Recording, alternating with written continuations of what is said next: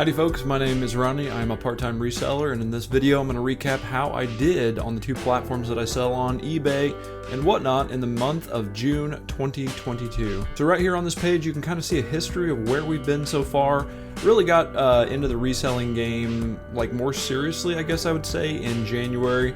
Kind of a New Year's resolution of mine to just put a little bit more effort into it and just see where it goes. I've got a day job that I absolutely love.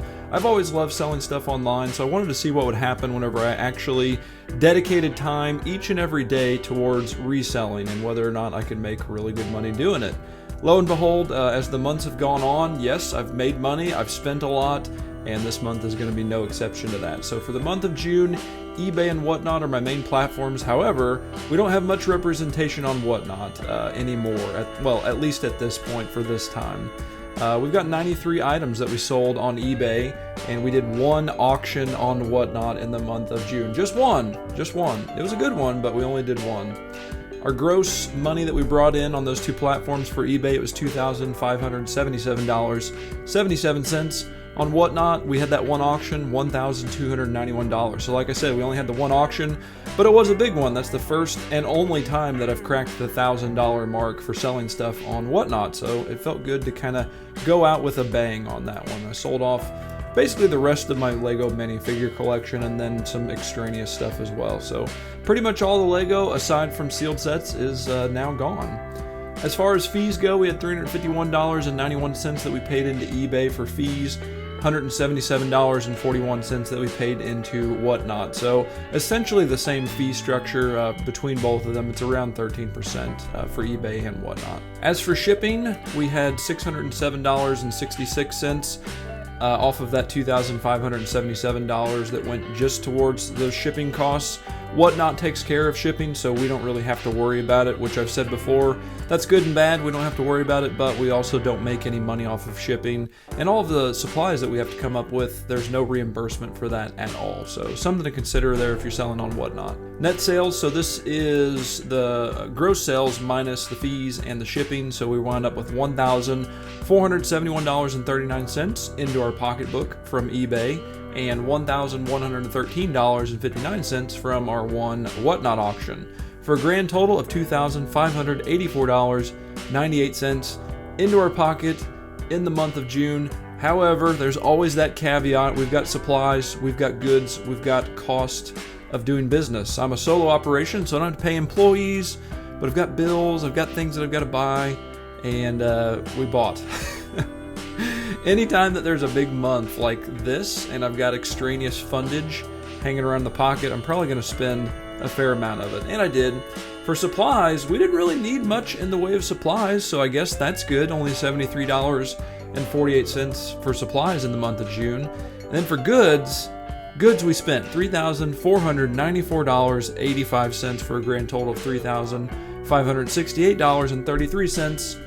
Cost of doing business. That means that in total we had a net loss this month of minus $983.35. Now, Ronnie's not going in the poorhouse. I put thousands of dollars away into the savings account with the intention, like all of this from the get-go, from the month of January, why I got more into reselling is I want to pay my house off. So from January on, every time that I get paid from eBay, I take half of that money and I put it in the savings account, and the other half is reinvested into the business. So yes, minus $983.35, but that's because we had really great months these past couple of months, liquidating the Bricklink store, and instead of saving all that money, I've reinvested it into the business. So it's not like I just lost all that money and it's poof gone.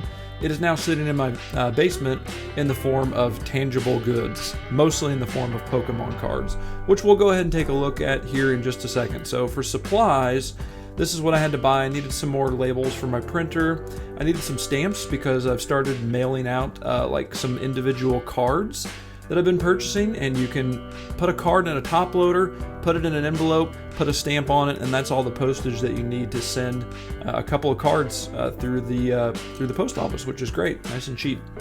I purchased some Ultra Pro Platinum card pages to store cards, so that was a little bit of an expenditure. And then I needed some more micro SD cards for like filming various things that I do for the YouTube channel.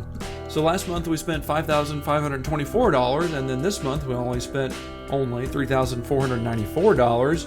But I was going to start going down the list and just kind of check off the ones that are personal use versus reselling, and like 95% of the stuff on this list is with the intentionality of resell. I mean, it's none of the stuff on here that's personal stuff. I don't know that I'll hang on to it forever. Like the way that I operate, especially with hobbies, that I get really into them, I buy all the stuff, and then 6 months to maybe 5 years later, in the case of Lego, I wind up selling all of it. So I think that, you know, like the money's large here, but I'm enjoying the hobby. I'm enjoying collecting.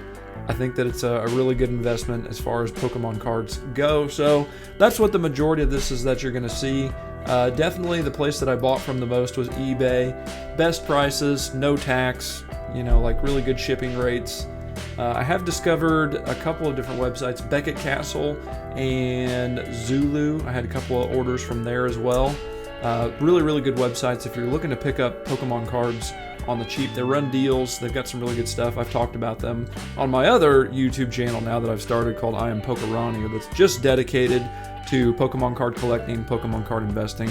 So if you're interested in that kind of stuff, go on over to I Am Pokerani and give me a subscribe if you're interested in that. I'll leave a link in the description to that channel. So let's take a look at the eBay sales report page. This is a really nice feature that eBay has that lets you break down what you've sold, what your costs are, and then you can compare that to a different time period. So we've got on the screen here all of those numbers that I went over for you the month of June, but we're comparing that to the month of May, so the previous month, and how we did. So we were up over 50% higher in sales in eBay. We were up over 50% higher in the quantity of goods that we sold. These are really great numbers. We were up 67% over in net sales compared to the month previous. And obviously the reason for that, I think I talked about it in last month's sales report video, talking about how Whatnot just takes up so much time, and I've lost a little bit of the time and commitment period that I've had to dedicate towards eBay. Whereas in this month, I only had that one auction, so I had much more time to dedicate towards listing, sourcing, all of those things that you need to do on eBay in order to get your numbers up.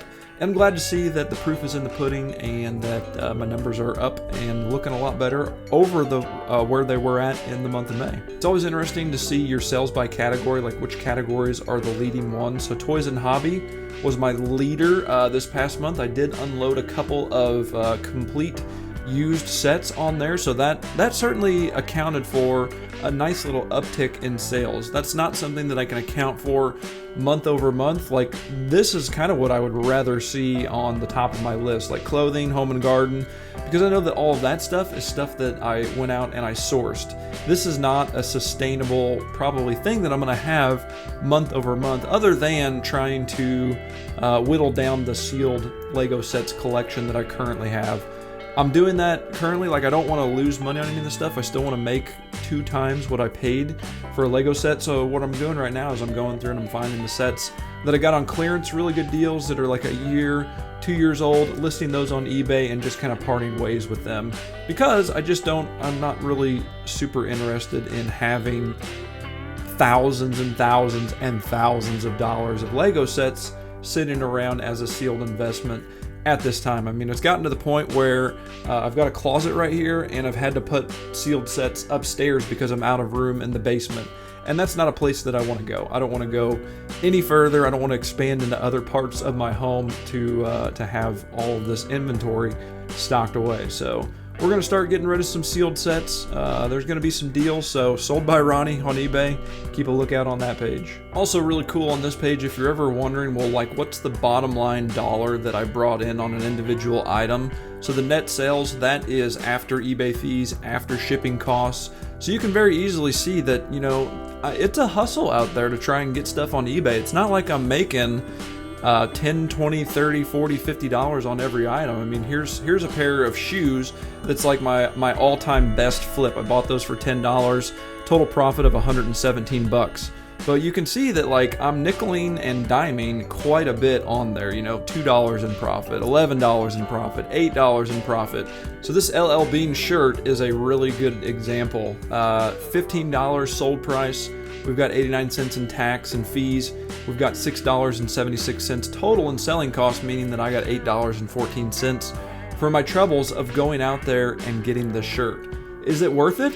I would say it's not for me, because the process is find the shirt, pay for the shirt, bring it home, lay it out, make sure it doesn't have any wrinkles in it, take pictures of it, fold it up nicely, put it away in a nice bag, put it in a storage container, list it on eBay, sell it, pack it up, ship it out. That's a lot of stuff to get $8.14. Whereas something like this is a really good example, a really nice contrast. This lunchbox, it sold for about the same amount. My proceeds after fees and shipping and all of that were lower, $6.76. But for hard goods, it's literally buy the item, take a picture of it, list it, package it up, ship it out, boom. It just takes so much less time in order to buy and sell hard goods, and that's why I've moved more into that realm, and we'll continue moving further into that realm as we progress further on along this journey. Alright, so that's going to wrap up my sales report for June. If you guys have any questions, please feel free to leave those in the comments below. Appreciate you guys watching, appreciate the thumbs up, appreciate the comments. Happy buying, happy selling out there, and we will see you in the next video. Take care, everybody.